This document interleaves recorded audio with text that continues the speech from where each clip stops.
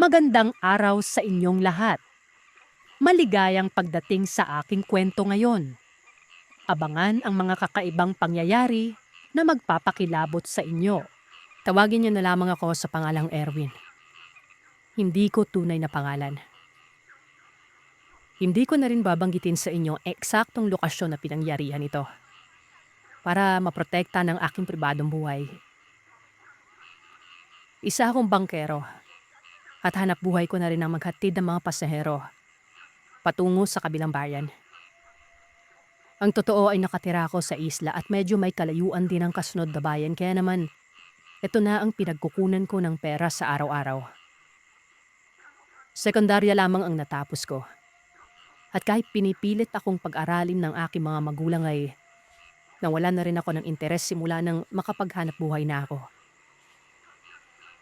Hindi man lamang ako nahilid na magkagusto sa mga babae noon.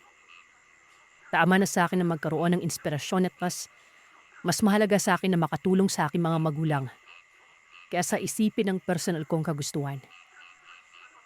Mangingisda ang aking ama at paminsan-minsan ay sumasama ako sa kanya para makahuli ng isda at maibenta sa palengke.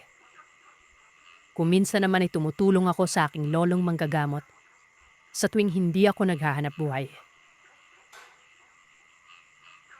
Dekada 90. Nasa 19 na taong gulang ako noon.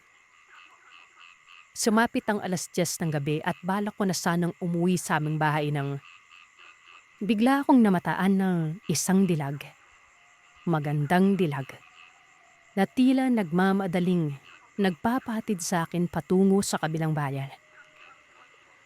May dala siyang sako na may lamang mabigat na bagay. Nabanggit niya sa akin na kinakailangan niyang makarating sa kabilang bayan para maibigay sa kanyang pamilya ang 3 buwig na saging. Gayun din ang dala niyang karne dahil may paparating silang mga bisita. Nagtaka lamang ako kung bakit nakalagay ang lahat ng kanyang mga dala sa isang malaking sako at hindi niya pinaghiwalay ng sisidlan. Pero wala akong lakas na loob para magbigay sa kanya ng suwestyon dahil baka masamain pa niya ang sasabihin ko. Medyo may kalayuan ang kabilang bayan at aabutin pa kami ng hating gabi bago pa makarating doon.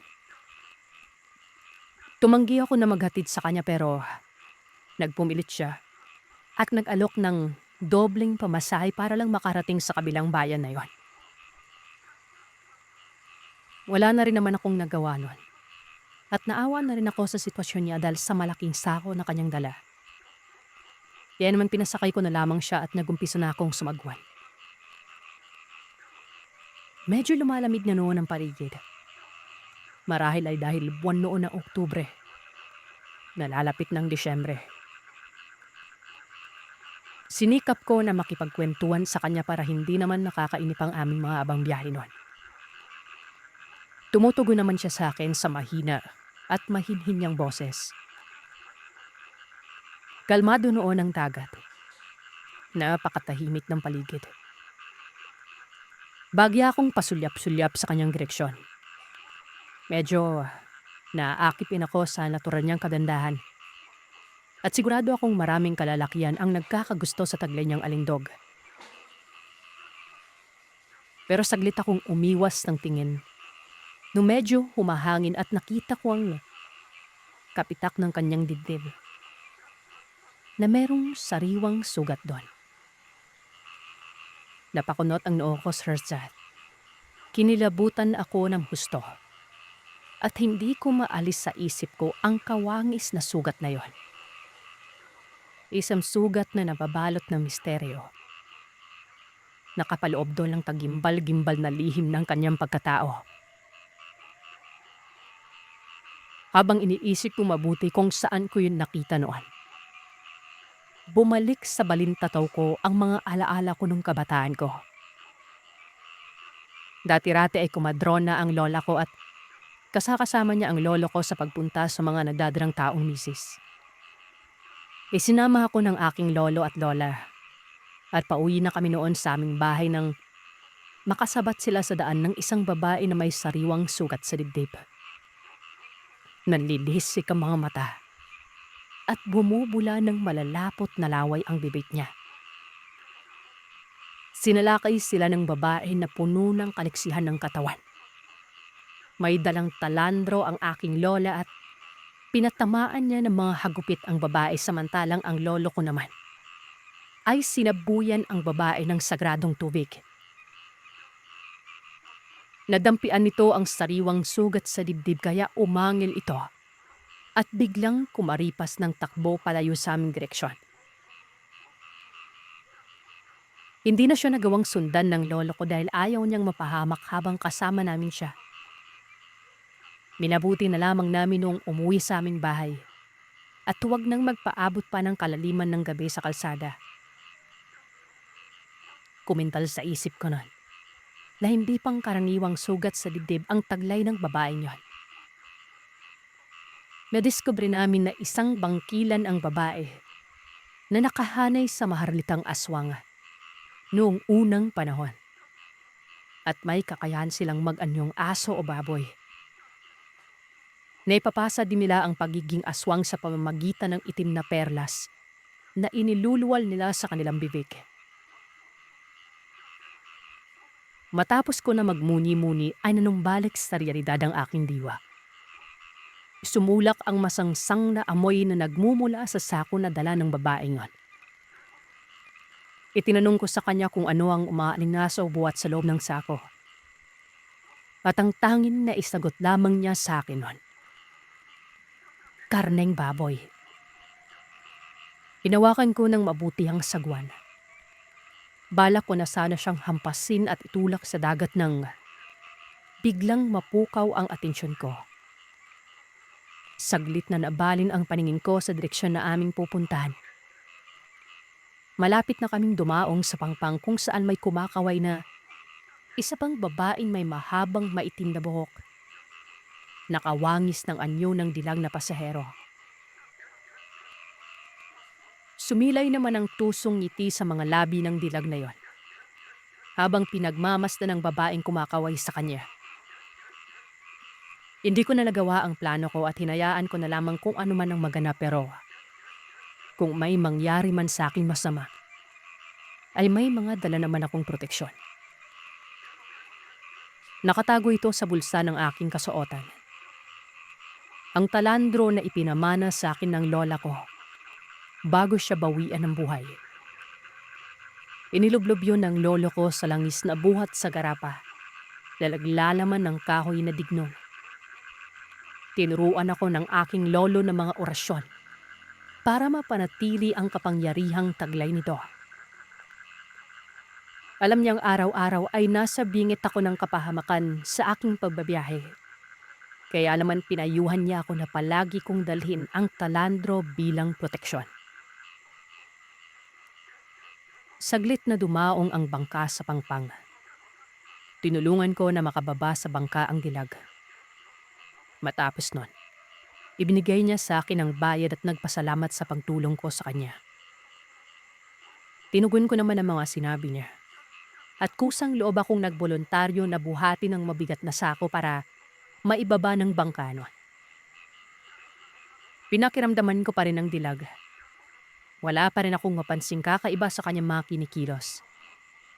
Gayon din sa kasama pa niyang dilag. Lalong sumusulak noon ang napakabahong amoy. At nang maibaba ko ang sako, ay hustong lumabas mula sa sako ang isang putol na braso ng tao. Akala ko nung una karne yon pero hindi eh. Punong-puno yun ng mabahong sariwang dugo.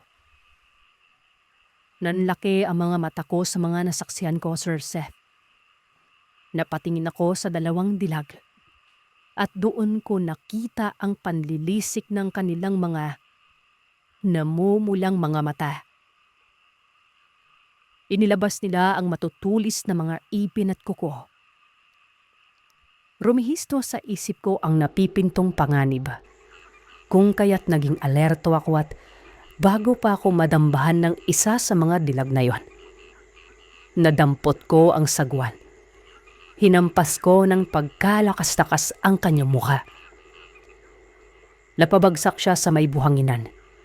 Samantalang sinugod naman ako ng dilag na aking naging pasahero noon. Akma niya akong takadapin sa may balitat nan. Then bigla kong mailabas ang talando o almaliit na libro na yun. Yun ang dinamit ko na panghagupit sa kanyang mga braso. Umanil siya at lalong nagipnit kung kaya't nagpatuloy ako sa pagkampas sa kanya ng maliit na libro na yun. Hanggang sa tuluyang umusok ng bahagya ang kanyang katawan. Lapasigaw siya sa sobrang galit at sakit. Hindi man niya nakayanan at umatras sila parehas ng kanyang kasama noon. Lalibali naman akong sumakay sa bangka. Kinuha ko ang sagwan at pinagbantaan silang dalawa. Lakong lalapit sila sa akin ay hindi ako magdadalawang isip. Lapatumbahim sila gamit ang sagwan at talandong hawak ko na. Mukhang maintindihan naman nila ang mga sinabi ko. At naging epektibo ang pananakot ko na yan. Dahil hindi nila magawang lumapit sa akin. Lalapili silang nakatayo sa isang sulok na patuloy na pinakapunan ako ng masasamang tingin. Wala sila magawa kung hindi panawin ako habang nagsasagwan sa kalamidan ng gabi. Lat madali akong sumagwan. Palayo sa pangpa. And saan matatagpuan ang dalawang nilalaw na yon. Matapos ang gabi niyon ay hindi na ako nagpapaabot ng having the bishop of the biyahe. At hindi meron ako tumatanggap ng iisang pasahero na magpapahapit sa kabilang bayan. Lapakot na akong kumuha ng isang pasahero dahil hindi ako nakakatiyak sa aking kaligtasan. Lalo pat dalawa lang kaming bumabiyahe sa malayong lugar man. Pero hindi pa para daw nagtatapos ang aking kalbarya, Sir Seth. Isinama ko ng lolo ko sa ablang bayan dahil meron siyang gagamuting may sakit man. At dahil sa malubang sakit ay hindi na makakayanan ng pamilya nito na maibiyahe ang taong may karamdaman ko kaya't napagdesisyonan ng lolo ko na siya ang babiyahe para makarating sa kahanam ito at mabigyan siya ng karampatang lunas. Hindi ko naman mapanggihan ang aking lolo kaya naman maaga kaming nagtungo sa kabilang bayan. Pero inabot pa rin ko din ang takip silin dahil may talayuan ng bahay nito. Buwat sa bayan na yun. At mistulang liblib na lugar na ang kinapipilitan ng bahay. Medyo kinakabahan ako noon dahil kakaibang aura ng lugar. Pero sinubukan ko pa rin ang maging matapang. Dahil kasama ko si Lolo at alam ko na salay siya sa pakikipaglaban sa anumang mga elemento. Maging sa mga aswang. Kaya sigurado ako na hindi nga ako papabayaan. Nung makapasok kami sa loob ng bahay, napagbasdan namin ang butot balat na anyo ng katawan ng lalaking kunsol anak ng pamilyang yon.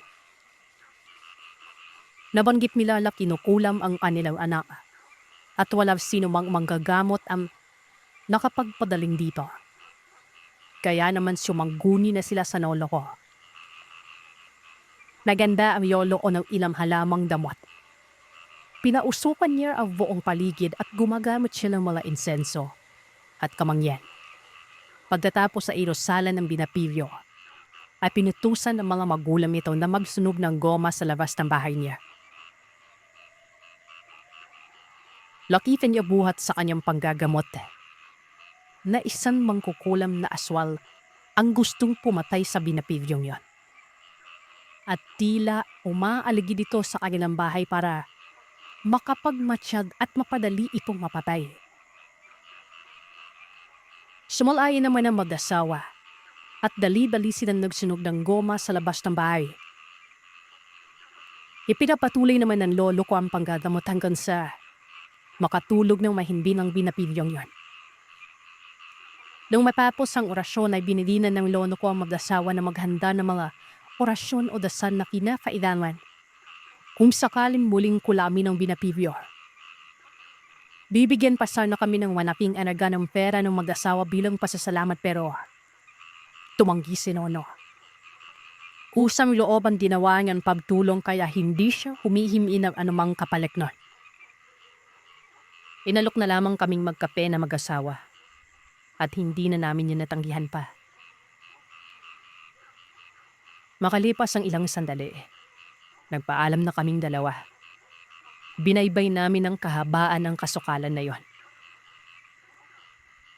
Hindi pa man lang kami nakakalayo nang bigla kaming may namataang nilalang na nakatayo sa may tabi ng punong kahoy.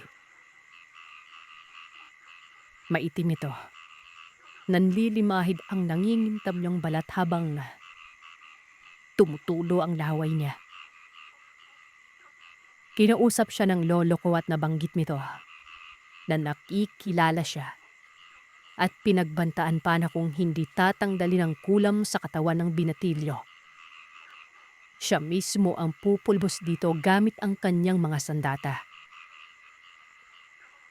Tila nabahag naman ang buntot ng nilalang na yon. Sumunod siya sa mga sinabi ng lolo ko at makalipas ang ilang sandali, nagmamadali itong tumakbo palayo sa mga matataas na halamanan. Nagulat ako sa ipinakitang katabangan ni lolo. Tinanong ko pa sa kanya kung paano niya napasunod ang naturang aswang sa pamamagitan lamang ng pananakot na yon. Napangisi na lamang ito at nag-umpisa siyang magpaliwanag. Ayon sa kanya, ang aswang ay matatakot lamang at lulubayan ng isang tao kapag nalaman na nito ang kanyang buong pagkatao. Sa ganung paraan ay posibleng maitaboy ito sa anumang pananakit o gawing masama. Namanga naman ako at hindi ko sukat akalaing kahit na matanda na si lolo, ay kinakikitaan pa rin siya ng bagsik sa pakikipag-usap at pakikipaglaban sa mga garitong nilalang. Nagpatuloy kami sa paglalakad hanggang sa makarating kami sa bukana kung saan maraming nakatirik na mga kabahayan. Doon namin nasumpungan si Mang Estoy na humahangos at tila namumutla sa sobrang takot nun. Tinanong siya ni lolo kung anong nangyari at nabanggit nito na kamuntik na siyang salakayin ng nilalang malapit sa lugar na pinag-iinuman nilang magkumpare. Dumayo siya doon para makipag-inuman sa kanyang kumpare. At noong pagkatapos nilang makapagligpit ng pinag-inuman, nagpaalam na siya at sinundan siya ng isang magandang dilag na nakasuot umano ng blusang itim. Kinabahan na siya at kinutuban na hindi yata normal na magkaroon ng magandang babae ng ganong oras, di ba? Hindi nga siya nagkamali nun. Bigla na lamang umanong nagkaroon ng mga matutulis na ipin ng babaeng yon. Kaya naman kumaripas siya ng takbo. Nagsisisigaw sa daan pero wala naman siyang makitang ibang tao na naglalakad sa kalsada. Kaya minabuti niyang sumiksik at kung saan-saan magtago para lang maligaw ang nilalang na yon. Hindi nagtagal at nasumpukan niya kaming dalawa. Kaya naman humanap na siya ng pagkakataon na makalapit sa amin nun. Suwestyon niya na makaalis na kami sa lalong madaling panahon dahil ang lugar na yon ay pinamumugaran ng mga aswang. Hindi naman kinakitaan ng takot ang kalooban ng lolo ko pero sumang-ayon siya sa mga tinuran ni Mang Estoy. Kaya naman nagbandali na rin kami magtungo sa may pangpang kung saan matatagpuan ang bangka. Nanigurado kami sa paligid na walang sino man na nakaabang sa amin noon pero lang akmang sasakay na kami ay biglang may humawak sa balikat ko. Paglingon ko ay natagpuan ko ang isang babaeng nanlilisik ang mga mata. Namumutla. Ugat-ugat ang mukha at merong mga matatalim na ipin nun. Binunot ni lolo ang itak at sa isang mabilisang pagkilos ay tinagpas niya ang ulo ng nilalang na yon na nagpagulong-gulong sa may buhanginan. Napakalakas ng buwelo at talagang halos malaglag ang puso ko mula sa dibdib ko. Pinakalma ko ang sarili. bahagyang lumingalinga sa paligid nun. Tiniyak namin na hindi na kami muling nasundan ng iba pa. Nakalipas ng ilang minuto ay napanatag na ang kalooban namin. Isa-isa kaming sumakay sa may bangka. At pagkatapos ay nag-umpisa na akong sumagwan palayo sa pangpang. Iniwan namin ang katawan ng nilalang Meron. Tiwala naman ako na ligtas na kami lalo pat malayo na kami sa kabilang bayan. Mahabang biyahe ang Anshinool at habang sumasagwan ako ay hindi napigilan ni Mang Istoy na magpakwento sa akin nono sa kanyang dating buhay. At kung paano siya naging matalin na tagapatay ng aswang. Yun yung bagay na hindi ko magawang itanong sa nono ko kahit nung kabataan ko pa. Hindi naman naging madamot sa impormasyon si Lolo. Isinalaysay niya ang pangyayari sa kanyang buhay. Nagmula pa na sa angkan ng mga pumapatay sa aswal, ang lolo ko. Binata pa lamang umana siya, ay sinalay ang isip at katawan niya ng tanong ama sa pakikipaglaban. Hanggang sa masumpuan niya ang lola ko at naisipan niya mangibang bayan para bumuo ng pamilya. Pinabaunan siya ng kanyang ama ng mga kagamitan sa panggardamot at pangontra sa mga aswang. Akala niya ay matatahimik na ang buhay niya pero nung malaman niyong kumadron na si Lola at matsiserbisyo ito sa mga nadadarang tao sa mga karapit-bayan na walang pilipiling oras, ay tinuruan niya ito ng mga orasyon at paggamit ng pamontra sa masasamang elemento. Ladyun magtatuwang sila sa pakikipaglaban at paghahanap buhay. Hanggang sa mabiyayaan sila ng dalawang supling at isinangla sa kanila ang aking ama. Labanggit pa niya na nervyoso at medyo may kaduwada naman si tatay. Kaya naman hindi yan nagawang turuan sa pakikipaglaban sa mga nilalal at masasamang elemento. Mas natuto pa umano ang anak nitong babae na si Pia Juliana kaya naman baboy pa naging sikap na magkatawa sa Cebu. Ay may sapat din siyang kaalaman sa pagpatay sa mga nilalal sa tunom ng kanyang ama. Kaya panagdanon na lamang ang pagka-interes ko sa mga sandata dahil nalalaypay pala sa mga ugat ko ang katapangan ng lolo ko. Sa matadalirang pagkikwentuhan, napansin namin na nakarating na pala kami sa bayan nun. Diyan na lang ang kagalakan ni Mang Istoy. Daw nakapiyak na nakaligtas na kami sa mga nilalang sa karapit-bayan.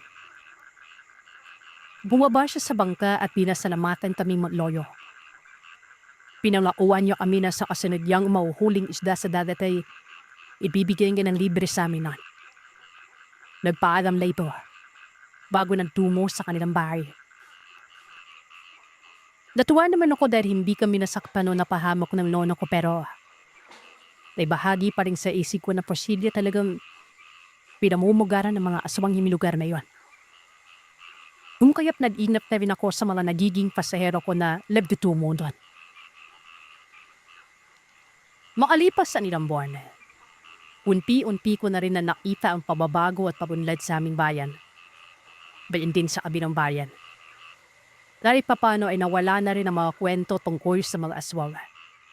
Maligno, mga engkanto. At hindi na rin ako nakaengkwentro ng anumang miralaw. Lalong-lalo na mga nagiging pasahero ko na nagpapahatid sa kabilang bayan. Sumapit ang 1 taon na padaroon ng panibagong direksyon ng buhay ko. Nang makilala ko ang aking nabimiss nun. At nagsimula na kami ng isang simple at kompletong pamilya. Ako po ito, si Lindon. Katapusan ng November 2022, umuwi si Anne. Tuwing niya napagtamto na totoo yung kasal namin noon. Kaya nga sa lahat siguro nang naibahagi namin kwento ay mapapansin nyo. Lakong tungkol na kay Anne ay susubod talaga kaming tatlo. Lalo na ako.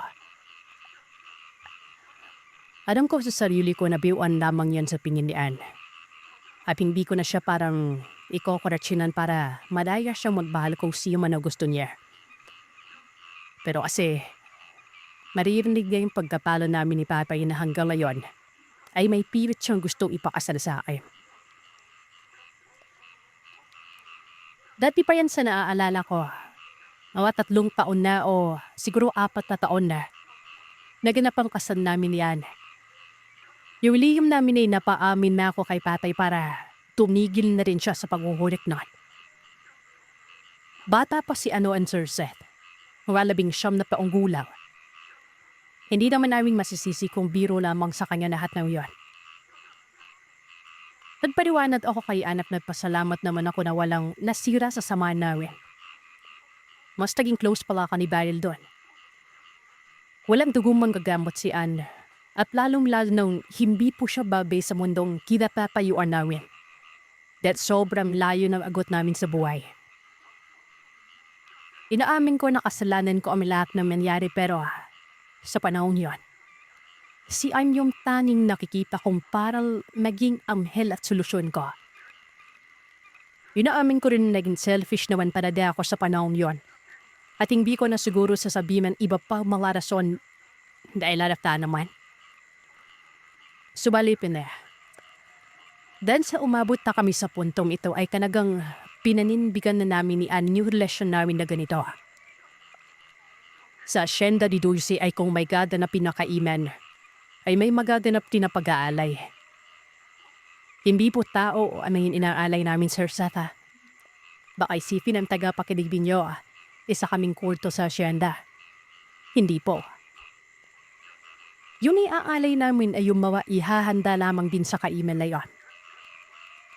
Bali bago isa-serve yung pagkain, kukuha muna ng isang serving para pag-aalay bago tuluyang dalawin yung pagkain na yon. Lahat ng ulam dapat tinon. Dapat ka lang yung gagawin.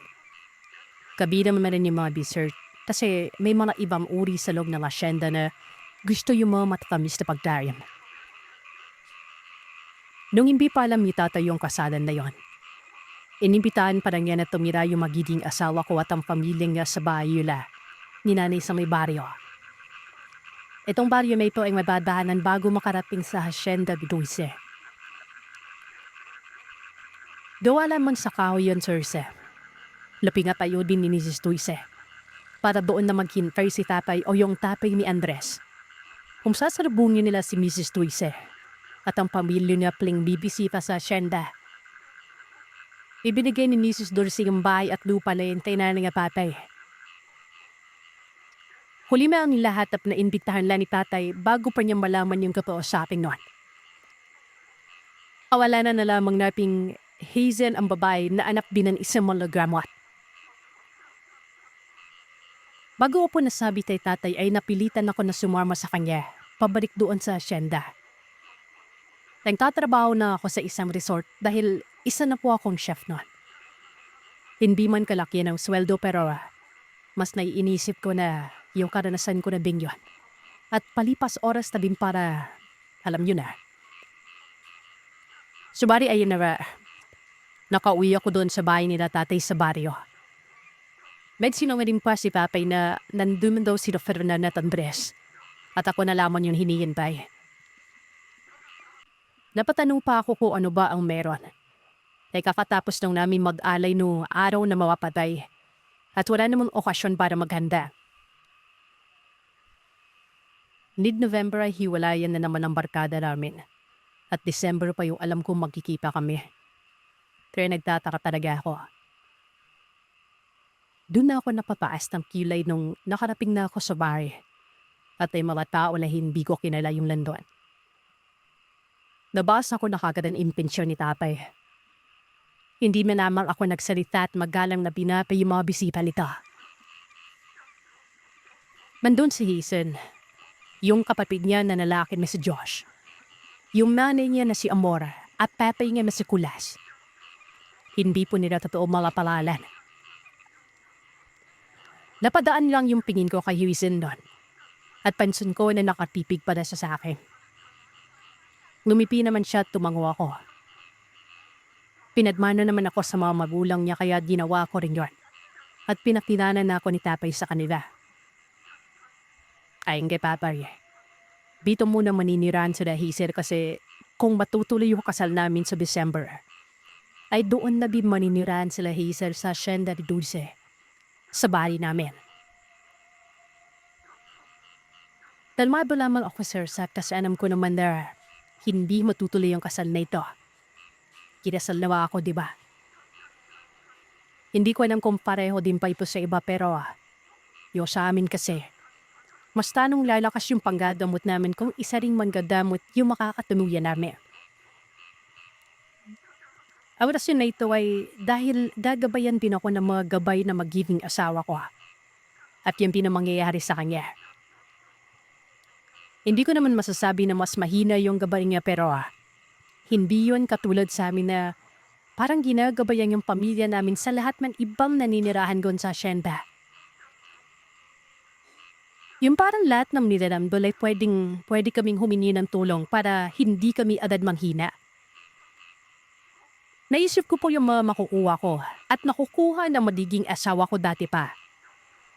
Inisip ko na parang lugi pa ako kaya si Ann yung unang babae na naisip ko na.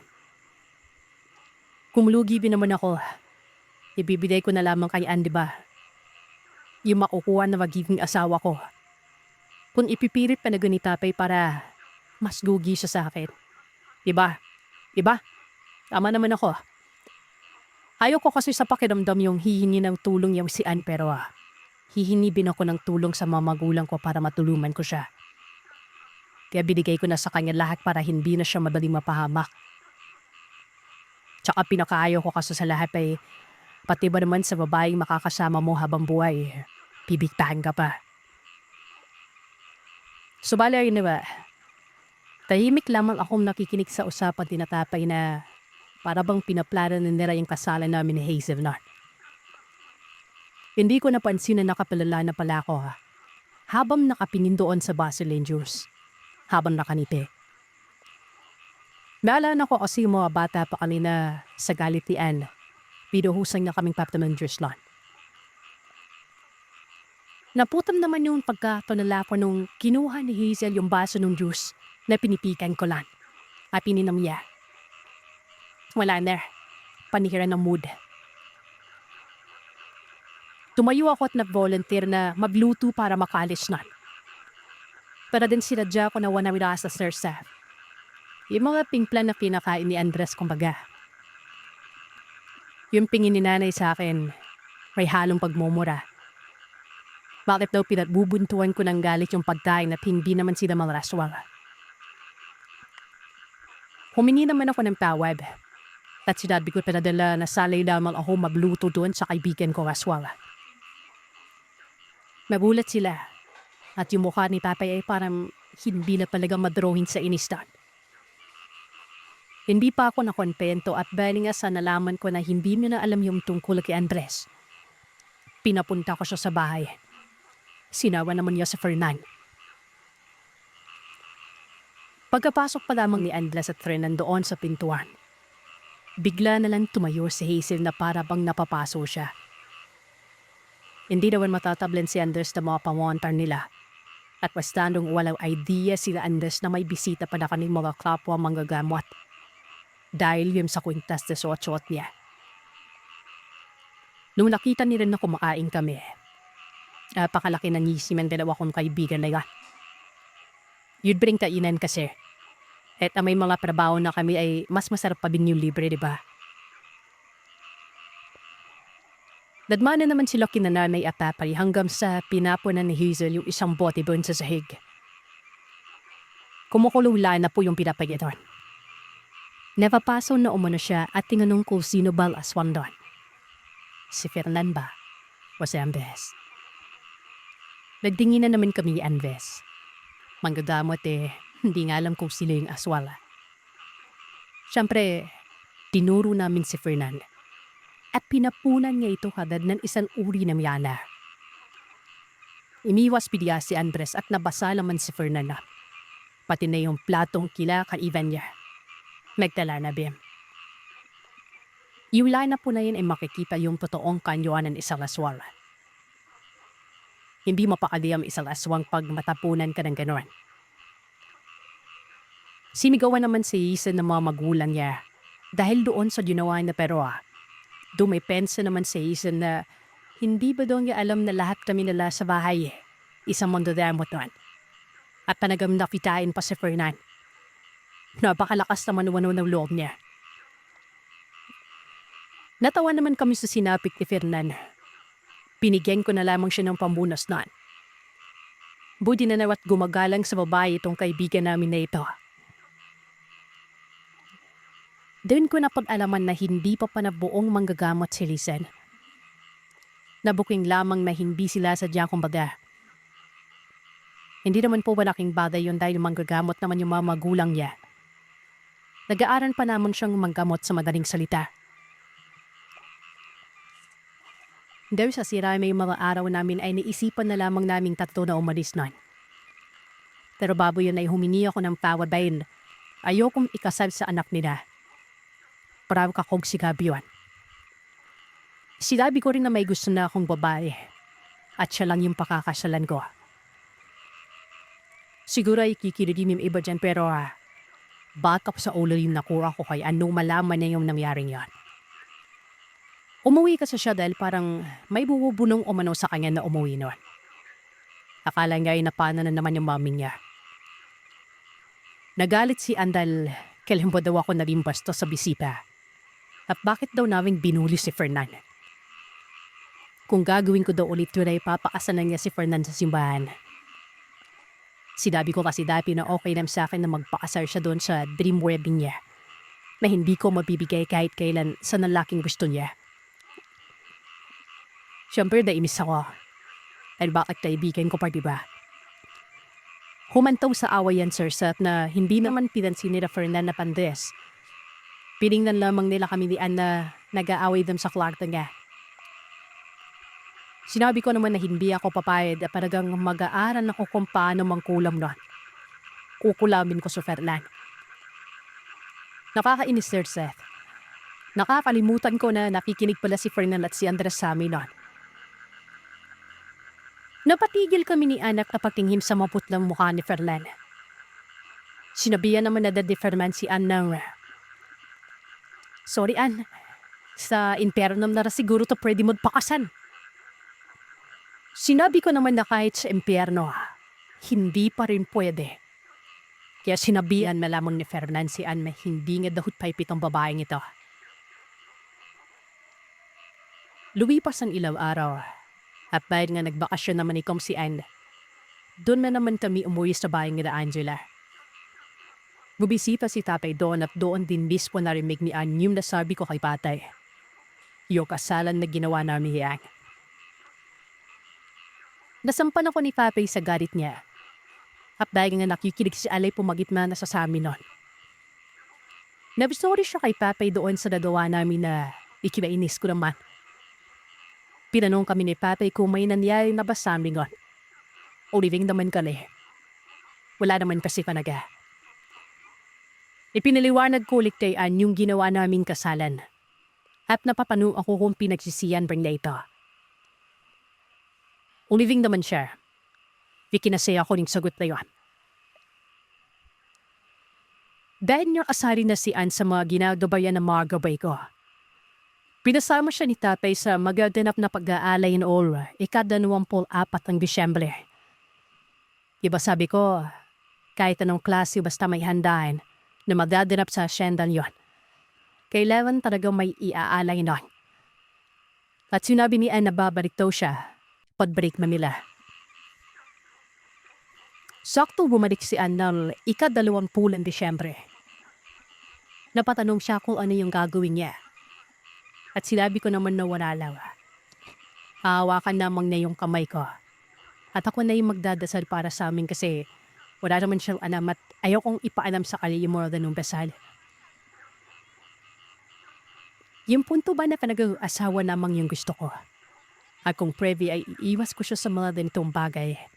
At ako na ang bahala sa puntong yon. Tumango naman ikaw. Himalal hindi kami nadaway noon. Nagkita sila ni Angela sa may hasyenda at nagkamustahan muna sila para walang magduda na sasama siya sa amin. Pamilya lang kasi karabi namin yung nandun sa pag-aalay. Nagtaan na lamang ako nang biglang isinama ni Pata yung pamilya nila Hizu nun. Bumulong naman si Anna. Maganda naman pa. Bakla ka ba? Oo, Lugi pa na ako sa asawa ko. Sabi ni Pa. Hindi malamang ako nagsalita at baka ano pa yung masabi ko. Alam na alam talaga ni Ann paano ako imisyonon. Sir Seth. Maganda sa Hazel. Morena. Mahaba din yung buhok pero iba kasi. Sabihin na lamang natin na siguro kung una kong nakilala si Hazel, baka tumatak na kasi sa akin yung swapang at walang hiyam ugali ni Ann. At kung may iba na kaning kasama ay babalik na siya doon sa mayinhin at palaniping yung ugali na para bang isa siyang kagalang-galang na prinsesa. Sama ano pa na maputi pa. At hinahanap-hanap din ng kamay ko na hilahin yung kinukulik niya na buhok sa dulo. Ewan, hindi kompleto yung araw kung hindi kami nadirarambulan yan. Mukhang narinig ni Hazel yung sinabi ni Ann noon. At nakita pa niya na kinikilipi ako ni Ann sa bulong na, Los, base gusto ra katawagon o bayot para kukuhay kapis ka panahusa. Parang ayaw kong padalubin ni Sir Seth. Ako din Hinbinbin melando napi mga kanyuliw. Ilokbayan ko si Ann pala tumigil sa panunoksunan. Kung hindi pa siya pipigil ay baka itapon ko na siya dun sa paliguan ng Kanabawa. Dapat kasi pahimik lamang kanina na biyahe na kadran. Pansin naman ni Ann na pinipitigan siya ni Hazel. Nakabares kasi itong si Ann dahil gusto niyang maganda siyang haharap doon sa mga inal manihirahan sa siyandang ito. At sabi niya ay magsusuot daw kami ng dark blue. Kaya yun, para kami magjowa na ienglat. Kabukiran kasi yun, Sir. Mabuti na lamang at bevro, tik ang sikat ng araw sa panahon yun. Taik labing umuulan noong December. Imbis na magbota at magsuot na ng sombrero, nag-sleeveless pa si Ann na floral dress. At klaro yung hubog ng atawan niya sa suot niya. Pinasuot niya sa akin yung regalong rubber shoes na magtaparehas kami ngon. Daig pa lamang yung mga binat at danaga na gagala sa mall sa forma namin. At dala-dala ko pa yung payong para hindi maimitan ito si Ann. Hunipi si Ann. Kahit pinapawisan sa paglalakad ay masasabi ko naman na maganda siya. At wala yung salitang halderg sa dictionary niya. Hindi mo mipi pabalik sa Hazel, kundi kapapigyan na suggestion mipi sa kanya. Dahil nga ubod sa kaplastikan ni kong si Ann. Kinawayan pa niya si Josh at kinamayan pa niya na yumapit sa amin para sabay na kami maglakad. Yumapit si Joseph, pinalip ko yung purse namin ni Ann. May miss naman siya sa ginawa ko pero bahala siya sa buhay niya. Natahimik si Ann at kami na nung Josh along nagkikwentuhan doon. Habang papunta kami dun sa ilog kung saan kami kinasandian. Mabalik at bata pa si Josh. At palapa naman sa nalalim na pinin niya. Na gusto niya si Ann doon. Kahit pa matanda na si Ann sa kanya. Pilit na pinipinggan ni Josh si Ann at pinawag naman ako ni tatay na tabihan ko daw sa Asian doon. Hindi ako pumayag. Sinabi ko na ba't tatabi ako sa ibang babae kung may asawa naman ako. Para kaming nag-away ni Papay sa mga pinginan namin na ito. Ramdam ko naman yung pagtawa ni Ann na para bang hindi nga napapansin yung pinginan namin ni tatay. Para din niya kapag hinalikan niya yung pisli at labi ko sa harapan ng mga magulang ko at mga magulang ni Hazel noon. Para maputol ang ginagawa namin ni tatay. Pabulong naman na sinabi ni Ann. Walang hiya ka, ang asim mo. Hindi ko alam kung kikiligin ako o mapapaya sa babae nito. Talagang pinanganak lang para patayin ako sa hiya. Inatak ko si Ann papunta kay nanay at tumulong na kami sa pag-a-arrange doon sa mga ulam na dala namin. Tumulong na rin yung mga magulang ni Hazel noon.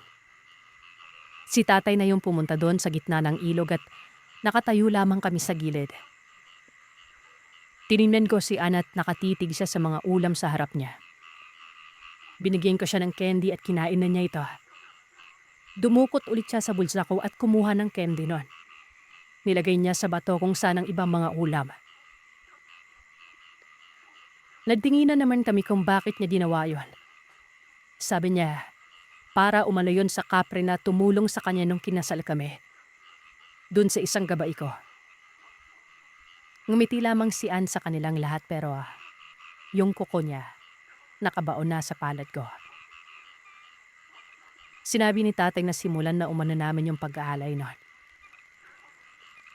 Isang pasasalamat lamang yung pag-aalay namin at hindi kami humihingi ng kung ano-ano.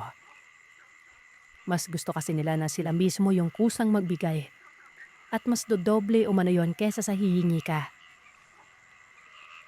Mga dasal na Latin na yung sinasambit namin pero naririnig ko si Anna nagdadasal ng Apostles' Creed, Our Father, Hail Mary at yung Hail Holy Queen na nakapikit na. Ang cute tingnan. Sinabi ko kasi na magdasal ka sa paraan na alam mo. Kaya yun yung ginawa niya. Dinig na dinig ko kahit pabulong lamang niya na sinasabi kasi nasa harapan ko siya habang magkahawak yung dalawang kamay namin. Pero nakatalikod po sa akin yan. Nakaharap sa ilog at sa bato kung saan yung mga pagkain nito. Walang ano-ano. Bigla na lamang sumigaw yung nanay ni Hazel. Naputol yung pagdadasal namin at tumingin kami sa direksyon kung saan sila nakatayo nun. May matay na lamang bigla si Hazel at bigla na lamang namutla si Josh. Ma, lahi may gistorya ni ate. Nang ibig sabihin ay iba ang sinasabi ni ate, ma. Yun yung sinasabi ni Josh bago biglang tumayo si Hazel at tumingin kay Ann nun. Napasigaw ng mama si Ann sabay takbo doon sa nanay ko. Iniwan ako. Alam niya kasi na mas malakas si nanay kaysa sa akin kaya napaka-traidor talaga nito ni Ann. Si tatay ay patuloy pa rin yung pagdarasal pero bigla na lang lumakas ang agos ng ilog. Buti na lang at nandun siya nakapatong sa malaking bato. Kaya patuloy pa rin siyang nagdadasal. Tumakbo naman ako doon sa nanay ko at hinila ko si Ann nun. Niyakap naman ako ni Ann sa takot at ginamit ni nanay yung katawan niya para hindi makita ng nilalang nang padiretso si Ann. Nasaan si Hazel? Nasaan aking anak? Pasigaw na sabi ng ina ni Hazel nun. Bigla namang tumawa si Hazel at lumingon siya ulit kay Ann. Bago niya sinabing, walang utak yung anak mo. Nakalatim po yun. Tinagalog ko na lang kasi hindi ko rin maintindihan noong panahon yun. Tsaka si Ann yung naging priority ko. Si nanay na yung nag-translate sa akin nito. So tingin ba ng anak mo, mapapatay niya ng mga salita si Ann? Gusto mo kami yung papatay dyan sa anak mo? Nakalatim pa rin yun, Sir Seth, na sinasabi ng sumapi dito kay Hazel. Hindi ko pa rin iyon naintindihan dahil natatakot si Ann sa boses at pakiramdam ko talaga. Si Ann yung target niya. Kaya hinigpitan ko lalo yung paghawak ko kay Ann nun. Bigla ba naman akong sinigawan ni nanay na, Linton, undangin eh. May kinatak ako naman. Sinabi ko sa kanya na hindi ako yung may gawa niyan. At nakikita ko yung mga gabay ko na nakapalibot lamang sa amin ni Ann. Napatanong pa ako kung hindi ba nakikita ni nanay yung mga gabay ko. Napabilang siya saglit. Walang nawawala sa mga gabay na yon. Biglang napaluhod yung mga magulang ni Hazel sa harapan ni Ann. Nang hindi naman mapapansin ni Ann kasi nga nakayakap na talaga sa akin nun. Ayaw niyang humarap. May sinaniban ba naman bigla-bigla sa mga kasama mo, di ba? Bumubulong ako kay Ann na kumalma. Nandun naman ako at yung pamilya ko. Hindi naman kasi bago na may sasapian sa loob ng asyendang yon. Ann, pasayluha si Hazel. Ipagawas siya kung asa man siya. Yun yung sinasabi ng mga magulang ni Hazel nun. Nakumaga, pinapakiusapan nila si Ann. Natanggalin ng kung ano man ang nangyayari kay Hazel nun. Ang sabi naman ni Ann, wala siyang kaalam-alam sa nangyayari nun. Nagtataka. Bigla-bigla na lamang tumawa si Hazel. Napasigaw si Josh habang nakatingin doon sa malaking puno ng balete. Malayo-layo pa yung punong yon sa kinatatayuan namin. Tumingala kami. Nakita namin si Hazel na parang binibigti yung sarili doon. Doon ko na tinakpan yung mga mata ni Ann. At para pa kami mag-aaway dahil gusto niyang tingnan kung ano yung nangyayari dahil nagsisigawan na yung mga magulang ni Hazel noon. Pero nandun pa rin yung katawan ni Hazel na sinasapian. Hinahawakan siya ng tatay at kapatid niya dahil gusto niyang lumapit kay Ann. Yung nakita namin ay parang kaluluwa na lamang ni Hazel na nakabigti. Nagdasal na si nanay at sinabayan ko na ito. Bumulong ako kay Ann na magdasal din. Bigla-bigla na lamang nawala yung kaluluwang nakabitay sa puno at lumipat doon sa ilog. Sa sobrang linaw ng ilog ay nakikita namin na nakaupo lamang si Hazel doon sa isang bato sa ilalim ng ilog na yon. Patuloy yung pagdadasal namin ni nanay. Si tatay ay patuloy pa rin yung ginagawa na para bang hindi niya nakikita o naririnig yung nangyayaring ito. Bumulong ulit ako kay Ann. Nalakasan niya yung pagdadasal niya kasi mas malakas naman talaga yung pagdadasal sa Diyos. Inulit niya ulit yung Apostles' Creed, Our Father, Hail Mary, at yung Hail Holy Queen. Nawala na naman si Hazel doon sa ilog na yon. Hindi na namin ulit nakita si Hazel at yung katawan niya na sinasapian, nakatitig pa rin kay Ann. Nang sabihin niya sa lalaking boses sa katawan ni Hazel na papatayin niya umano yung babaeng yon, napatigil ako sa pagdadasal nung marinig ko yon. Sa boses lalaking ito na sumasapi kay Hazel, may naaalala kong engkanto na iba yung tingin kay Ann nung kinasal kami.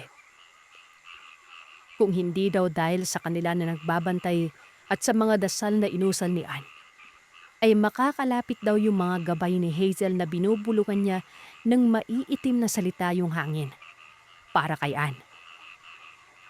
Kaya pala nasabi nung kapatid ni Hazel na iba umano yung binubulong ni Hazel noon. Kasi imbis na magpasalamat lamang kami, sinasabayan niya ito ng ibang dasal. Sinabi ko na kanina na iba yung epekto kapag ganon. Kung magpapasalamat lamang kasi ay buong pasasalamat lang. Huwag nang humingi ng kung ano-ano o sabayan ng mga iting na dasal. Dumudugo na yung tenga ko sa paulit-ulit na sinasabi ni Ann na, "Pinche bastardo. Hindi ko ba daw kayang kontrolin yung mga babae ko? At bakit daw niya papiyansahan yung taong papatay mismo sa kanya? Wala naman daw siyang ginagawa at nadadasal lamang sa paraan na alam niya." Inuulit ko, hindi manggagamot si Ann. Mga normal na dasal lamang yung inuusal niya pero mas malakas pa rin yon para protektahan niya yung sarili niya laban doon sa mga gabay ni Hazel. Sadyang ayaw lang ng mga nagbabantay sa asyenda yung ginawa ni Hazel noon. Kaya binalik sa kanya yung ginawa niya na paglaruan pa ito. Huwag niyo po sanang husgahan si Ann. Pero hindi niya po tinulungan si Hazel noon.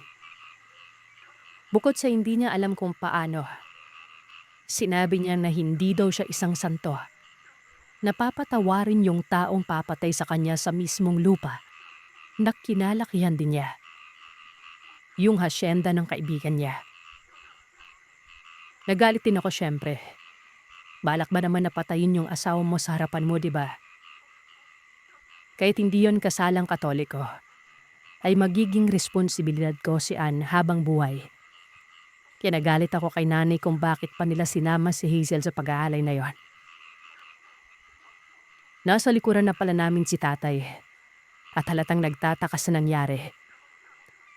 Agad naman na pinaliwanag ni nanay at napailing na lamang ito. Pinapadasal ulit kami ni tatay at sinabi na wag daw maingay at sa hangin na lamang kami bubulaw. Hindi ko binitawan si Ann kahit nagdadasal na rin siya. Nahimatay na lamang bigla si Hazel noon at nagpasalamat na si tatay pagkatapos. Ayon sa kanya, dinala niya yung pamilya nila Hazel sa asyenda para daw makita sila ng mga naninirahan dito. Para tanggapin din sila at libre na silang makakalabas-masok sa asyenda. Si tatay na rin yung nagpaliwanag sa mga naninirahan na hanggang ngayon umano ay wala namang nangyari sa amin ni Ann. At kung pwede ay tanggapin nila si Hazel at yung pamilya niya na maging pangalawang asawa ko. Napaubo naman kaming dalawa ni Ann noon. Kailangan ba may mangyari sa amin para tumigil na si tatay? Tininan ko si Ann at hindi na ako nakaligtas sa pambabatok niya na para bang alam niya yung iniisip ko. Para siguro mas lumakas at mas maging konektado sila at yung mga gabay ko kay Ann. Baka ganon. Parang parehas yan kung may balak na manggayuma yung isang tao. Mas lalakas po yung gayuma kung may mangyari sa'yo at sa ginagayuma mo. Sorry po kung ganon ang pagkaka-explain ko, Sir Zeph. Pero hindi ko po ini-encourage na manggayuma o gayumahin ninyo ang mga iniibig nyo. Dahil lahat ng ginagawa o pagdadasal na para sa pansarili nating kagustuhan, doble ang balik na kamalasan na maibabalik sa atin. Kung wala ba naman kasing masamang epekto yan, ebi sana ginayuma ko na yung isang to. Pero wala eh. Dahil doon sa ginawa ni Hazel kay Ann, naggalit yung mga naninirahan sa Hacienda Dulce. Sana ay susuko na si tatay sa paghahanap na magiging pangalawang asawa ko. Dahil ko pa yung isang relihiyon na nalatalahoing asawa. Ayoko po kasi ng ganon.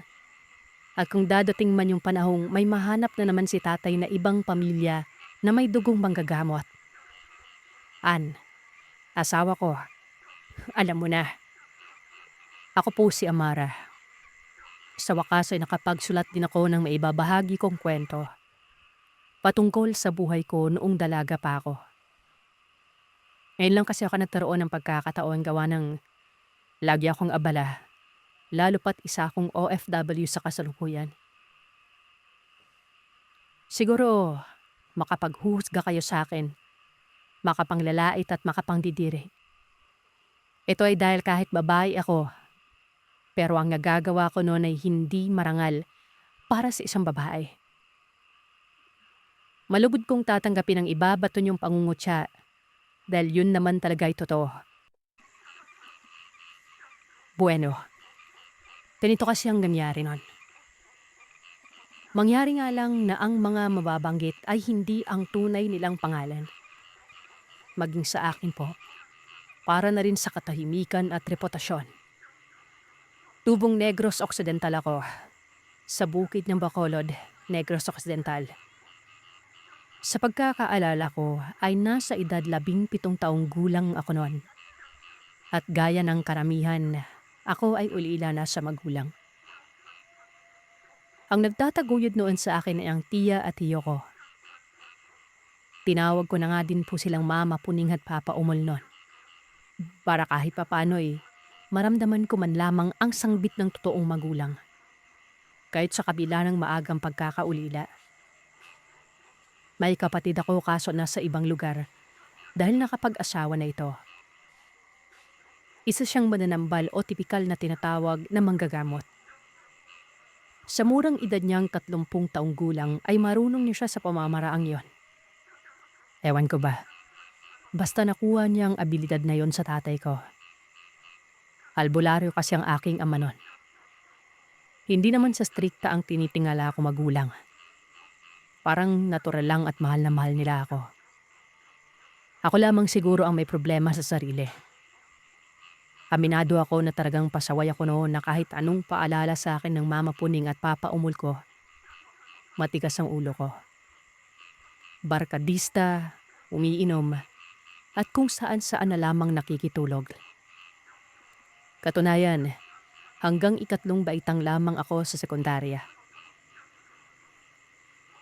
Dito na papasok ang pagkukumyo sa pagkatao ko. Marami ng lalaking dumaan sa akin noon. Hindi na ako beren. Hindi naman sa pinangangalandakan ko ang pagkamalandi ko, pero yun ang katotohanan. Magiging totoo po ako sa inyo nang sa ganon ay maging leksyon ito para sa kabataan. Hindi din dahil sa impluwensya, kung hindi yun talaga ako. Wika pa ng kaibigan kong si Carmelita. Marahil ito ay sa matinding depresyon ko na humantong sa pagiging desperado. Ayon sa kanya, ikaw ba naman ang mawalan ng magulang at sabay pa itong namatay, di ba? At ang naging sanhi ba, ako mano. Paano ba naman kasi? Hinahanap ako ng mga magulang ko noon. Tapos lasing ang tatay ko. Gamit ang motor ay nabangga sila ng rumaragas ang truck ng tubo. Hindi kasi ako nagpapaalam noon na umalis ako, pero nasa bahay lamang ako ng kapatid ko noon. Bagamat may punto si Carmelita, pero noon pa man talaga ay pasaway na ako. Hanggang sa nalulung ako noon sa ipinagbabawal na gamot, na siya namang nagpalala ng sitwasyon. Sige, sabihin na nating nagpapagamit na ako noon sa kung sino-sino para lamang matastusan ang kapritsyuhan ko. Kahit matanday pumapatol na ako noon. Hanggang sa nakatagpo ako ng isang lalaki na nagpatino sa akin. Siya si Luis, angat siya ng 7 taon. Kung kaya mas pulido siyang magsalita kumpara sa akin noon. Napadayo lamang ito sa lugar noong kasagsagan ng fiesta sa barangay. At noong magkakilala kami ay panay bisita na siya sa lugar na yon. Na para bang tinamaan ng gayuma si Luis nang minsang may mangyari sa amin. Hanggang sa maging magkasintahan kami. Ayos lang naman kay Mama Puning at Tatay Umulyon. Mabait si Luis at maalaga. Bukod pa dyan walang mintis itong nagdadala ng kung ano-anong regalo sa akin sa tuwing bumibisita. Ang tanong nga lang sa isip ko noon, kung ang taong ito na ba ang makakatuluyan ko? Siyempre, marami na kayong dumaan sa akin. Ang iba pa nga'y hindi ko pa nakarelasyon noon. Umabot ng 2 taon ang pagsasama namin. At sa puntong ito ay edad 19 na ako. Sa pagkakataon na ito, nag-aya na si Luis ng kasal. Nagpaalam na rin siya sa Mama Puning ko. Siyempre pumayag naman agad sila. Para na rin umano sa ikakatinuko ng tuluyan noon. Samantalang ang kapatid ko naman na si Kuya Bong, hindi niya nalaman ang lahat. Hindi ko rin naipakilala sa kanya si Luis dahil nga may sarili na itong pamilya. At halos wala na kaming koneksyon sa isa't isa. Bukod pa dyan, malayo na ang tirahan ng kuya ko. Sa San Carlos kasi siya tumitira nung magkapamilya na. Pinag-iisipan ko pang maigi. Hindi kagad ako nagdesisyon kahit pa napatunayan na ni Luis ang kanyang pagmamahal. Pero hindi pa ito naging sapat para putulin ko na ang pagiging dalaga ko. Isang dahilan noon kung bakit nagdadalawang isip pa ako kasi hindi pa ako minsan dinala ng nobyo ko sa kanila. Tagapanay umano siya, pero wala namang binanggit na eksaktong lugar. Hindi din siya nagkikwento patungkol sa kanyang buhay. Kung tinatanong ko naman ay hindi din nagsasalita. Sa halip ay ngumingiti lamang si Luis sa akin noon. Napaghihinalaan ko pa nga noon na baka isang kriminal ang kasintahan ko. Yung tipong pugante ito at nagtago sa otoridad. Mula nang sinabi ko mag-iisip muna ako ay dito ko nakita ang pagbabago kay Luis. Naging mainitin ang ulo. Parati kaming nagtatalo. Baka umano'y hindi ako pumapayag dahil meron daw akong ibang lalaki noon. At itinatago yan sa kanya. Inaamin kong may karapatan naman siyang maghusga. Hindi naman maipagkakaila na marami talagang dumaan sa akin mga lalaki noon. Kung kaya alam kong hindi buo ang tiwala ni Luis sa akin. Isang gabi, habang hinahatid ako ni Luis pauwi, bigla na lamang akong nakaramdam ng pagkahilo hanggang sa napanawan ako ng paningin. Pagkagising ko ay umaga na at nagulat ako dahil hindi ako pamilyar sa lahat ng mga bagay na nakikita ko noon. Wari bang nasa ibang bahay ako. Iginala ko pa ang aking paningin at marahang bumangon. Masakit pa ang ulo ko kung kaya hindi ako tumayo. Sa halip ay sumandal ako sa may dingding. Doon ko na lamang napagtanto na wala nga ako sa bahay namin. Sa halip ay nasa isang payak na tahanan ako na kadalasan ay makikita natin sa liblib na lugar. Gawa sa pawid ang bahay na yon at nang masilip ko ang bintana, purong puno na ang mga nakikita ko. Akala ko nga'y nananaginip lamang ako noon. Kung kaya na may tinapik ko pa ang aking pisngi. Kinusot ang mga mata. Hanggang sa nagulat na lamang ako noon. Sumilip sa bintana si Luis. Napahawak ako sa dibdib at nakapagbitaw ng mabigat na salita sa kanya. Walang hiya. Nasaan ako? Anong lugar to? Anong nangyari sa akin? Bulalas ko sa kanya. Nakita kong sumimangot ang mukha niya na para bang nagtataka. Pumasok siya ng bahay at tumabi sa tagiliran ko. Tinitigan niya ako ng mata sa mata. Bakit parang balisa ka? Nakakapanibago ba? Narito ka na sa bahay namin.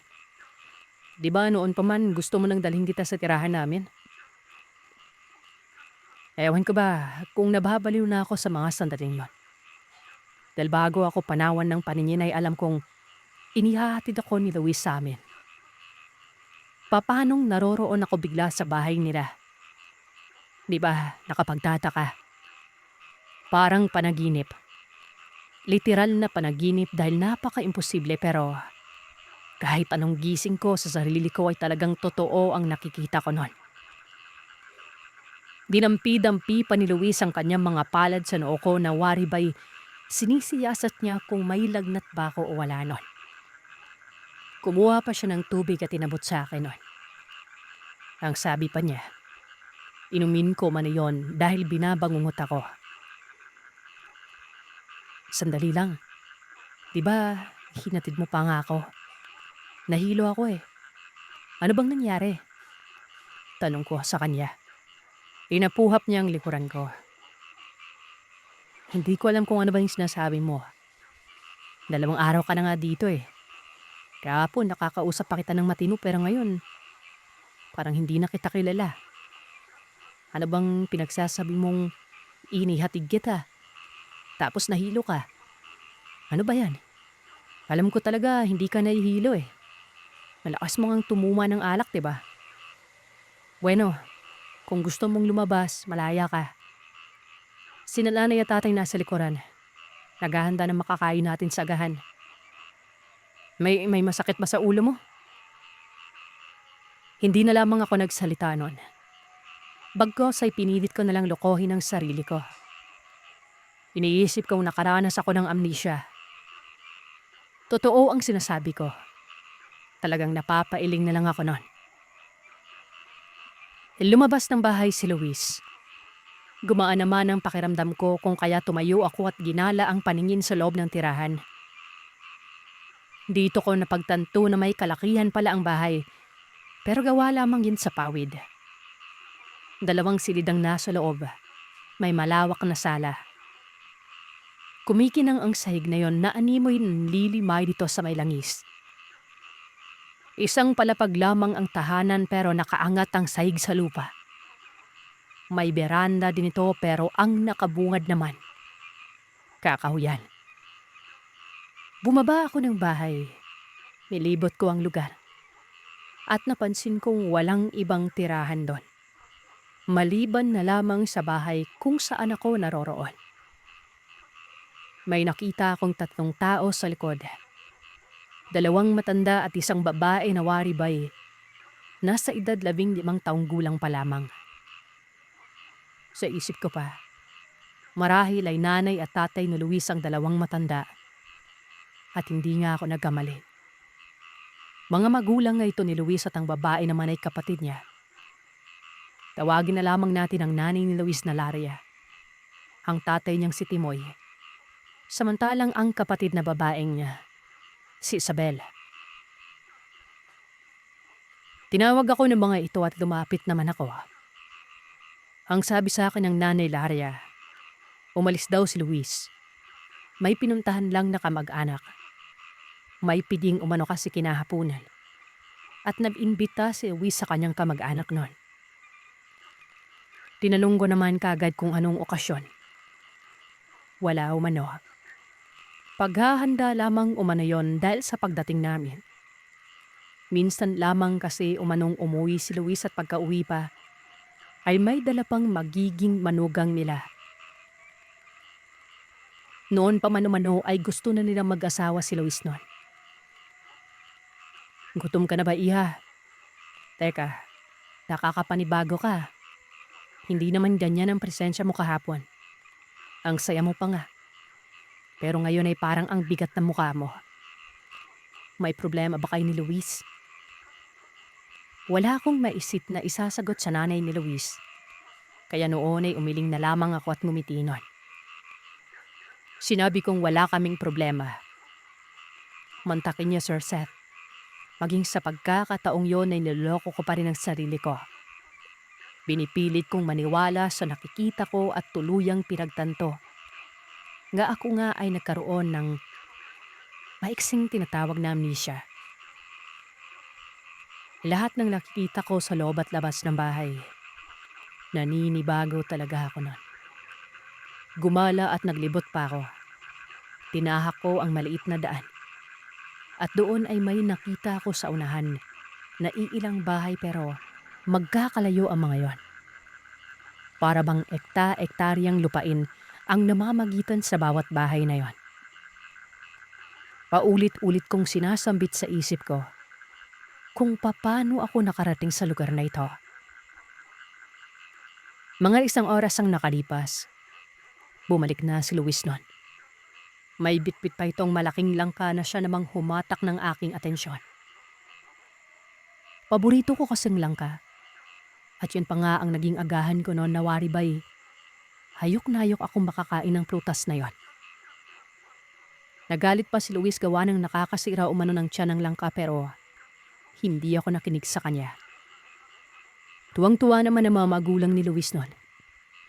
Ang sabi, baka umano nagdadalang tawa ko. Diyos ko por santo, hindi ako buntis noon. Kilala ko ang sarili ko. Bagamat aminado ako na maraming beses nang may nangyari sa amin ni Luis pero alam ko ang diskarte para hindi mabuntis. Hindi pa ako tiyak kay Luis kaya iniingatan kong mabuntis sa kanya. Napapatawa na lamang ako sa mga sandaling naalala ko yon. Siguro'y may iilan din sa nakikinig na alam ang gawain para hindi mabuntis pero hindi na natin tatalakayin dito yan. Masaya lang kasing usapin to. Angat ng araw noon at may dumating na 2 tao. Kinilala ito ni Luis na tiyo. At ang kasama naman ito ay ang anak na pinsan naman ni Luis noon. Natakot ako noon. Paano ba naman kasi? Nakakapangilabot ang mga sukbit nilang itak. Ang hahaba at halos sumayad na ito sa lupa. Para bang mananaba sa mga taong yon. At kung makatitig pa sa akin ay waribay, may kasalanan akong nagawa. Nakasimangot kasi ang mga ito pero hindi ko na pinagtuunan ng pansin yon. Baka naninibago lang. Kinausap ko si Luis. Tinanong ko siya kung saan lugar ba kami. Doon ay magalpak ng pagtawa si Luis at ang sabi niya ay para umano akong iniwanan ng matinong pag-iisip. Bakit ko umano tinatanong alam ko namang naroroon ako sa kanila. Doon ko napagtanto na nasa panay na nga ako noon. At malamang sa malamang ay nasa bukid ito. Dahil nga may mapunong parte ng lugar. Wala talaga akong maalala kung paano ako nakarating sa lugar noon. Pero sige na lang. Pinagpalagay ko na lamang ang sarili ko na nababaliw na talaga ako. Hanggang sa maya-maya pa, nakarinig na ako ng igit ng baboy. Dito'y sinabi ni Luis sa akin na magpapakatay daw siya ng baboy para ihahanda mamaya. Lilitsunin na lamang umano yon para hindi magastos. At isa pa, parang madali lang ang trabaho. Kapag kinarne kasi at iba't ibang putahe ay matatagalan bago pa sila makakain. Hindi na lamang ako nagsalita noon. Ilang sandali pa ay nagdagsaan ng mga tao. Ayon kay Luis, lahat umano ng nakikita ko ay kamag-anak niya. Tumatango lamang ako noon habang nakatambay sa beranda at binabati nila noon. Balak pa rin ako ng pagtataka. Hanggang sa nangyari na nga ang tiging. Para bang dinaanan ng bagyo ang lechon at pabilis na naubos. Naisip ko rin noon na mga patay gutom ang mga bisita. Pagsapit ng takip silim ay dito na naglabasan ng sangkaterbang tuba. Ang ingay sa labas ng bahay. Inabot pa yun ng gabi saka pa lamang naging payapa. Hindi ako nakatulog noon at talagang sumasagi sa isipan ko ang hindi kapani-paniwalang pangyayari. Bukod pa dyan ay napakaalinsangan. May baho din na masahol pa sa imbornal. Lasing si Luis at dahil amoy tuba ito. Hindi ako tumabi sa kanya. Napakabaho ng hininga niya na parang duminon. Sa halip, sa sahig ako humiga at naglatag lamang ako ng banig. Hanggang sa maya-maya pa ay nakaramdam ako ng pangangati sa katawan. Yun bang parang may gumagapang sa balat ko. Kamot ako ng kamot noon. Pinagpag ko pa ang banig. Tinagpas ng kumot ng sahig. Sa inaakalang may mga langgam. Pagkabalik ko sa paghiga ay naroroon pa rin yon. Hindi mawala-wala yung gumagapang. Hanggang sa pagkapako ay nakahawak ako ng kumpul ng buhok. Nagtataka naman ako noon. Bakit may buhok? Wika ko pa sa sarili ko. Bumangon ulit ako at doon nanlaki ang mga mata ko. Yung buhok ay nanggagaling sa ilalim ng bahay. Nakausli lamang ito sa may sahig. At sa maniwala man kayo o sa hindi, gumagalaw ang buhok na yon. Nawari ba'y mga bulate? Malinaw na malinaw sa mga mata ko. Dahil may ilaw naman sa silid galing sa gasera. Marahan kong sinilip ang siwang ng sahig nun. Doon ay napahawak ako sa dibdib ko at saglit man napatigil sa paghinga. Dahil sa pagkagulat. Nakita ko ang isang tao na nakaupo sa may silong na animoy nakalambitin ito. Nakaangat ang buhok. Tinitigan kong maigi ang mukha. Hanggang sa unti-unting nagiging malinaw sa akin ang itsura niya. Kinilabutan na lamang ako bigla nang makita ko ang sobrang nakakatakot na mukha na yon. Parang dyablo ito. Yung mga mata ay kakulay ng buwan. Nawari ba'y nagbabaga.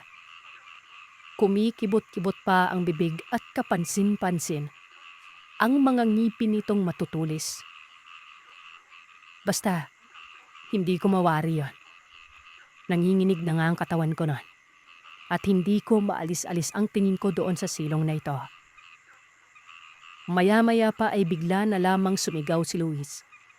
Na siya namang nagpatalon sa akin sa gulat. Hoy! Umalis ka dyan! Napasigaw pa ako sa lakas ng bulyaw ni Luis na yon. Nasa tabi ko pala siya ng mga sandaling yon. Gising. Sinabi ko kay Luis na may impakto sa silong ng bahay. Pero hindi niya ako pinansin. Sa halip ay mabilis itong tumakbo. Nagkumahog pa habang pababa ng bahay noon. Sinilip ko siya sa may bintana. Nakita ko si Luis na papasok sa silong. Kung kaya naman muli akong sumipat doon sa siwang. Nakita kong gumapang yung nilalang na yon. Napakabilis na para itong bayawak na lumusot sa kabilang parte ng bahay. Sa mga sandaling ito, si Luis na ang nakikita ko. Pansin kong kinukumpas ni Luis ang kanyang kamay. Nawari ba'y sinesenyasan yung nilalang na ito. Tapos, yung daliri ni Luis ay itinapat niya sa kanyang guso. Yun bang pilang gusto nitong sabihin niya, huwag mag-ingay. At nakatuon ang atensyon ni Luis sa kung saan nagtungo ang nakita kong nakakatakot na nilalang. Hindi ko alam kung bakit yun noon ang reaksyon ni Luis noon. Animoy kakilala niya ang nilalang na yon. Pagkabalik niya sa itaas ay balisa ang mukha nito na parang may himasmasan sa pagkalasing. Tumitig pa ito sa akin bago bumalik sa pagkakaiga. Hindi man lang ako kinibuan. Kung kaya noon ay binalot ako ng pagkabagabag at kinalabit ko si Luis at sinabing, "Anong nangyari? Nakita kita. Parang kilala mo yon. Ano ba? Kausapin mo ako. Ano yon?" Hindi ako pinapansin ni Luis. Kahit anong yugyug ko pa at pangbibwisit sa kanya. Nakataob lamang sa igaan at nakita ko ang mga mata niya na pilit na pinipikit nun. Dito ay aminado akong totoo ang hinala ko. Kilala niya ang nilalang na yon pero ang tanong ko sa sarili ko, anong klase yon? Alam niyo, naniniwala ako sa aswang. Hindi naman maipagkakaila dahil may kapatid akong albularyo pero hindi pa ako nakakakita ni isa. Kung kaya't hindi ko alam ang itsura at hindi ko alam na yun na pala yun. Kinabukasan, napakatahimik ni Luis. Kapag kinakausap ko, binabaling lamang ang tingin sa malayo. Nawari ba'y may pinagkakaabalahan? Yung mga magulang naman ni Luis ay tila babalisa ang mga muka. Yun bang parang may problema. Hindi ko naman makita noon ang kapatid na babae ni Luis. Ginala ko ang paningin ko sa paligid pero wala talaga. Hindi ko naman tinanong ang pamilya dahil halata naman na parang asiwa sa akin ang mga yon. Yung simpatyang galing sa mga magulang ni Luis para sa akin, malaki ang pinabago. Hindi din ako kinikibuan. Nawari ba'y may kinalaman ang sitwasyong yon sa pangyayari noong gabi yon. Napili ko nung sabihan si Luis na uuwi na ako. Pakiramdam ko ay hindi na maganda ang nagaganap. Pero binulyawan niya ako na siya namang ikinagulat at ipinagtaka ko. Sa kauna-unahang pagkakataon, yun pa lamang ang unang beses na narinig ko si Luis na bumulyaw sa akin. Maraming beses na kami nagtalo, pero sa hindi ganoon kabigat ang mga binibitawang salita. Yun bang bulungan ng... Nagmura si Luis noon. Sabay sigaw ng, "Tumahimik ka dyan!" Dinuro pa ako ng kamay. Kinumpas ito na ibig sabihin ay wag akong bumaba ng bahay. Natakot ako noon. Bukod sa bulyaw ay pinangdilatan pa ako ng mata na tila ba malademonyo. Para akong papatayin. Wala akong nagawa noon kung hindi ang hindi na lamang kumibo.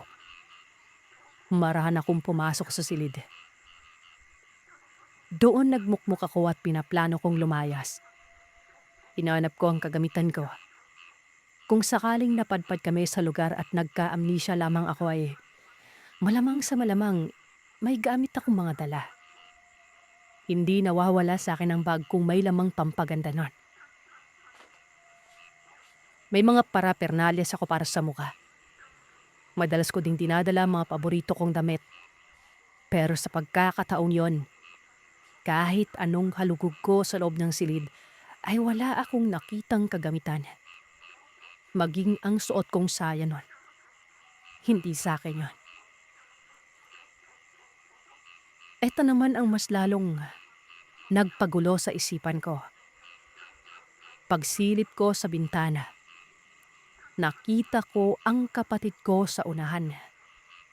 Bandang daanan ito at wari ba'y tinatanaw ang bahay nun. Kinusot ko pa ang mga mata ko pero kapatid ko talaga ang nasisilayan ko. Si Kuya Bong. Kung kaya naman tuluyan akong dumungaw sa bintana para makita niya ako nun. At dito, kinawayan ako ni Kuya Bong. Para bang sobrang nag-aalala ito. Hindi ko naman alam ang gagawin sa mga sandaling yon. Siyempre, nataranta na ako eh.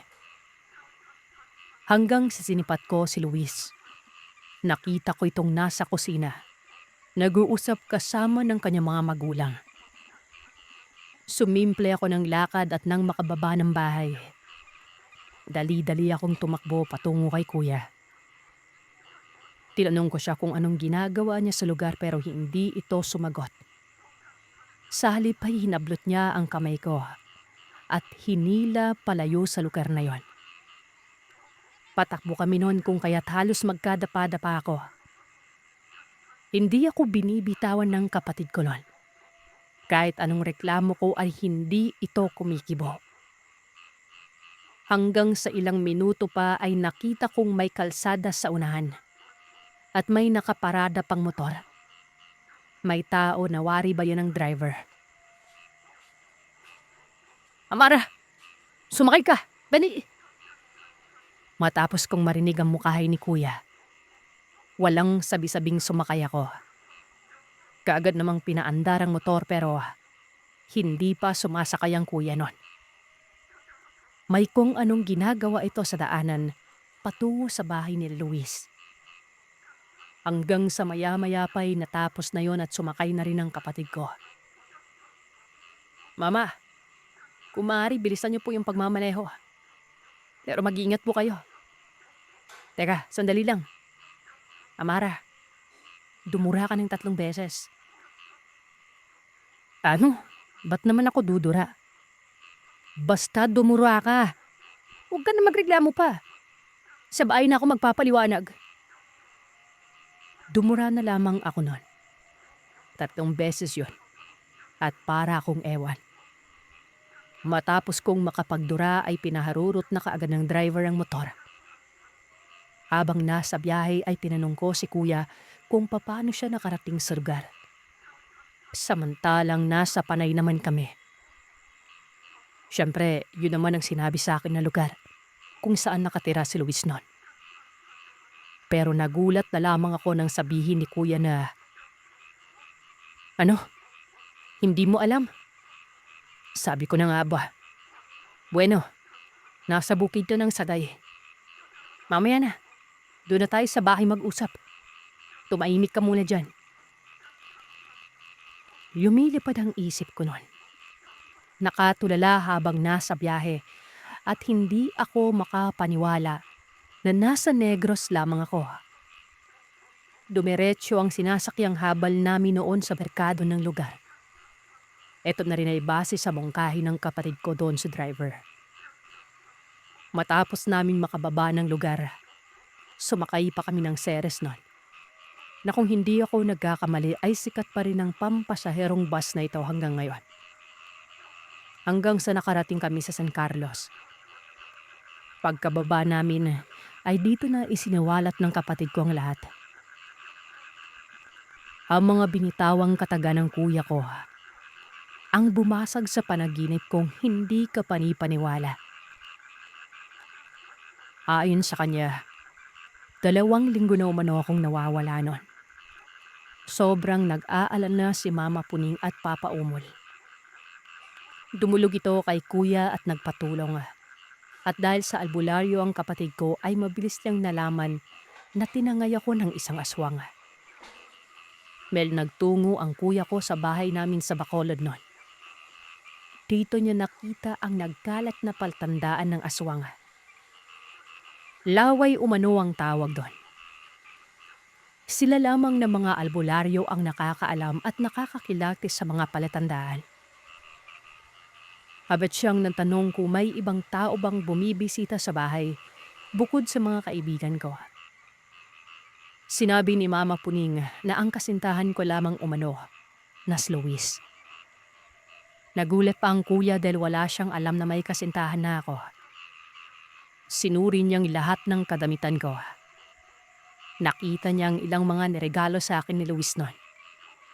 Dahil dun yun sa mga sinabi ni Mama Puning. Doon niya nakumpirma na ang kasintahan ko ay isang aswang. Madali lang naman nalaman ng kuya ko kung saan ako dinala. Dahil din ito sa tulong ng kapwa albularyo ni kuya. Ang aswang ay markado ng mga albularyo hanggang sa nakarating siya sa may sagay. At isa sa mga kakilala niyang albularyo ang nakunan niya ng impormasyon. Tumugma ito dahil nabanggit ang pangalan ng kasintahan ko. At matatagpuan lamang umano ang tirahan nito sa bukid ng lugar na yon. Kagad na ganap ang kuya ng habal at kinausap niya ang driver na ihatid siya sa naturang lugar. Nagdumilipaw man ang driver at ang sabi ay wala daw naghahatid sa ganong kalayo. Bukod sa malayo ay napakadelikado pa. Pero giniit ni kuya na may importante siyang masagip. At ayun na nga, ako ang planong kunin ni kuya noon. Kuya, hindi ko alam na aswang siya. Tumagal kami ng 2 taon, kuya. Malaki yung tiwala ko sa kanya. Nung gabing papauwi kami, bigla na lamang akong hinimatay. Basta pagkagising ko, nasa bahay na ako ni Luis. Akala ko nga nagkaroon ako ng amnesia eh. Ang hirap ipaliwanag. Akala ko din nasa panay ako. Kaya nga ako nagtaka kung paano ako nakarating doon. Paglilinaw ko kay kuya nun. Yun lang ang kaya kong ipaliwanag sa kanya. Dahil ang totoo, nakakabaliw isipin kung paano ako nakarating sa lugar ni Luis. Nabanggit ko naman sa kwento ang lahat. Kayo ba? Maipapaliwanag niyo ba ng buo kapag ganito din ang nangyari sa inyo? Diba hindi? Habang isinisiwalat ko kay kuya ang lahat, ay may kung anong ginagawa sa akin ng kapatid ko na yon. Naiirita ako nun. Papaano ba naman kasi? Inihipan ni Kuya Bong ang bunbunan ko. Tapos ay inihipan din niya ang mga mata at tenga ko nun. Ano ba yun, kuya? Ang baho ng hininga mo. Teka, may nakita ko kuya sa kanila. Kagabi lang yun. Ewan ko ba kung anong nilalang yun, basta nasa ilalim siya ng silong. Yung mga buhok niya nakaangat. Nakalusot sa sahig. Aswang yun. Yun ang itsura ng aswang. At kung hindi ako nagkakamali, kaskas yun na Mara. Buhok ang ginagamit ng kaskas para pumatay ng biktima na walang kaalam-alam. Mabuti na lang namataan mo. Hindi kasi ako nakatulog noon, kuya. Hindi ako mapakali. Maalinsangan sa pakiramdam. Dagdag ko pa. Tumango lamang ang kapatid ko noon. Napagtanto ko ng mga sandaling yon na baka kapatid yon ni Luis na si Isabel. Naalala ko ang suot ni Isabel ay kaparehas ng suot ng impaktong nakita ko. Ilang saglit lang ay naglakad na kami patungo sa bahay ng kuya. Nang marating namin ang tirahan ay hindi niya ako pinapasok ng bahay noon. Sabi niya ay may kukunin lamang umano siya sa loob ng bahay niya. Babalikan niya umano ako sa labas. Nagtataka naman ako noon. Yung asawa pa niya na si Elsa, nakasilip lamang sa bintana na wari ba'y natatakot sa akin. Paglabas ng kuya ko, may bitbit itong kung anong bagay na mahaba. Inabot yun sa akin ni kuya at ganoon na lamang ang pagpunitlag ko. Lang makaramdam ako ng kakaiba sa bagay na yon. Binitawan ko ito kaagad. Nagalit pa ako kay kuya, gawa ng para akong nakuryente noon. Samantala nang makita ng kapatid ko ang reaksyong yon, Nakita kong nanlaki ang mga mata niya. Tinitigan niya ako. Hindi ko alam kung bakit. Doon ay tinawag niya ang kanyang asawang si Elsa. At may ipinag-uutos dito. Puntahan mo si Tatang Kiboy, Elsa. Sabihan mo siya na kinakailangan ko yung kagamitan niya. Makisuyo ka na rin sa panyawan. Dali. Mabilis na lumabas ng bahay si Ate Elsa.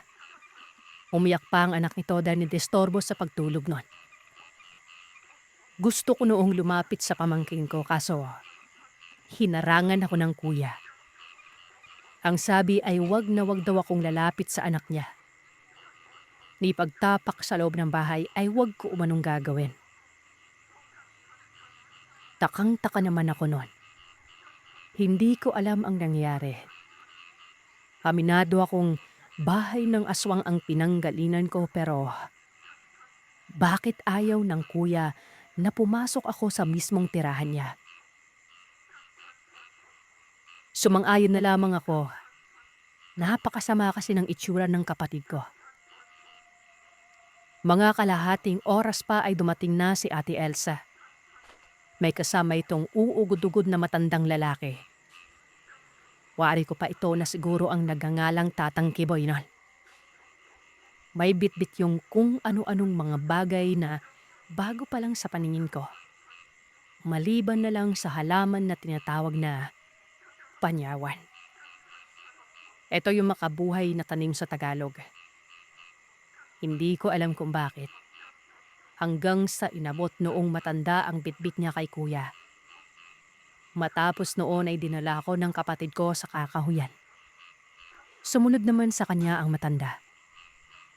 Sumipat-sipat pa ang kuya na wari ba'y inaalam kong may nakakita sa kanya. Hanggang sa may sinabi yung matandang yon. Mukhang kinakailangan ng matinding gamutan ng kapatid mo, Bunga. Ilang araw tatagal to. Napakunot naman ang mukha ko nun. Siyempre unang pumasok sa isip ko, may sakit ako. Paano nagkaroon ako ng sakit samantalang wala namang kakaiba sa pakiramdam ko nun? Tingin ko, tatagal nga ng ilang araw. Tingin mo, Tatang Kiboy, kapit na ba yung yanggaw sa kanya? Wika ng kuya ko na mas lalong nagpataka sa akin nun. Hindi ko alam noon kung ano ang yanggaw. Ayon naman sa matanda, hindi din daw siya sigurado. Malalaman na lamang ito kapag tumagal ang gamutan ng 1 buwan. Kapag nagkaganoon ay kapit na kapit ang yanggaw at maaaring hindi na daw yun matatanggal pa.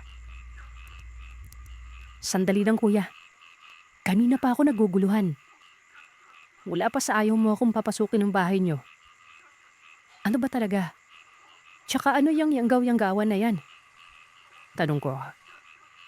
Halos himatayin ako nun sa mga sinagot sa akin ng kuya ko. Hinawaan umano ako ng pagkaaswang. Yan umano ang napapala ko kakabulakbol.